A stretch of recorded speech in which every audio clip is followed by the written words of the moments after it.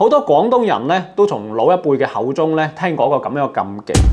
就係喺外面帶翻嚟嘅遮咧，就算濕咗，你都唔可以喺屋裏邊打開晾乾，因為老人家相信咧咁樣會將外邊嘅污糟嘢咧帶翻屋企嘅噃。呢個迷信禁忌咧，其實係源自於近代一件曾經轟動省港澳乃至整個東南亞嘅厲鬼復仇故事。呢一個咧就係著名嘅大鬧廣昌隆啦。據講啊，喺清朝末年有一個叫做廖小喬嘅風塵女子打算從良，於是佢就挑選咗一位叫做趙懷安嘅恩客，打算同佢相宿相棲。但係冇諗到嘅係咧，呢個趙懷安假意迎娶廖小喬咧，實質係為咗謀財噃。當兩個人喺廣州嘅一間客棧投宿嘅時候咧，趙懷安就喺房間裏邊咧殺死咗廖小喬，而且咧就埋屍於床下。趙懷安攞走晒廖小喬積累落嚟嘅豐厚財物之後咧，就喺廣州開咗一間名為廣昌隆嘅雜貨鋪，而且生意咧仲越做越大。有日，一位名為劉君憲嘅書生咧就到客棧投宿，冤魂不息嘅廖小喬咧就現身求助啦。呢位書生咧最初咧嚇到魂飛魄散，但係聽完廖小喬哭訴嘅悲慘經歷之後咧，就應承幫佢報仇雪恨喎。於是劉君憲咧就將廖小喬嘅鬼魂咧收咗喺把遮裏邊，然後咧假扮就去呢一個廣昌隆辦事，將呢把遮就遺留咗喺裏邊。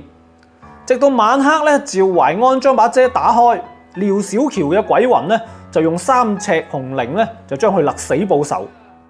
傳說啦，如果唔係有把遮嘅掩護，廖小喬嘅鬼魂咧係無法避過城隍廟同埋廣昌隆嘅門神嘅噃。而呢個故事咧就成為咗長輩口中唔可以喺屋裏邊開遮嘅禁忌由來啦。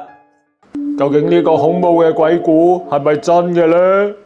我問過一啲老人家，以前廣州咧確實係存在過一間叫做廣昌隆嘅糧油日用雜貨鋪嘅喎。據講咧，呢一個廣昌隆咧就開喺倉邊路同東風路嘅交界處，但係有啲人咧就話開喺13行附近。我查據個資料，廣昌隆確實係存在嘅，但係創辦人咧並唔係姓趙，而係姓黃，係由一個叫做黃廷芳嘅人喺1887年喺廣州創辦嘅。然後喺1927年咧就搬咗落香港，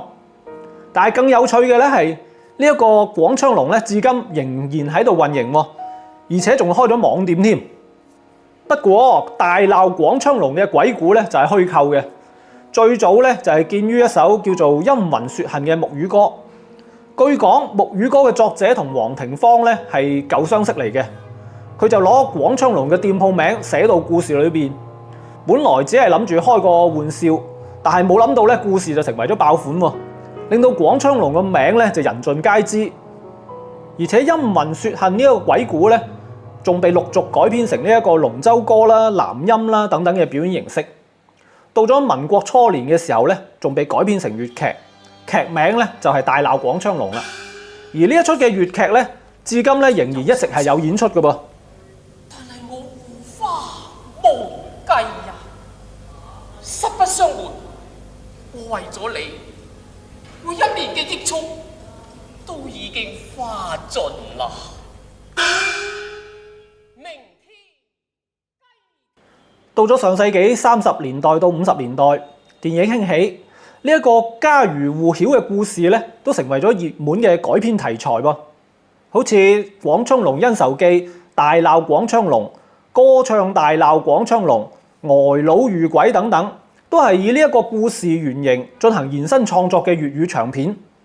而對於我哋呢一代人嚟講咧，印象比較深刻嘅咧就係90年代嘅港產電視劇同埋港產電影啦。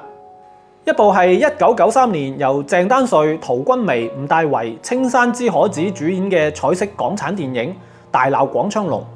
以及另一部1997年由周海媚、林家棟、郭少雲、陳體泰主演嘅 TVB 電視劇《大鬧廣昌隆》。雖然啊兩部港產影視劇都對故事嘅發生地點、時代背景、角色、人名乃至職業進行咗較大嘅改動，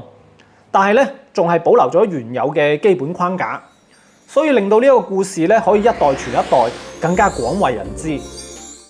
睇嚟歷史時代在變，傳播媒體在變，表演形式在變，但係痴情女子遇上負心漢嘅呢種故事咧，哪怕講上千年，依然能夠獲得無數人嘅共鳴。如果你中意我哋嘅視頻，歡迎評論、點讚同埋關注啊！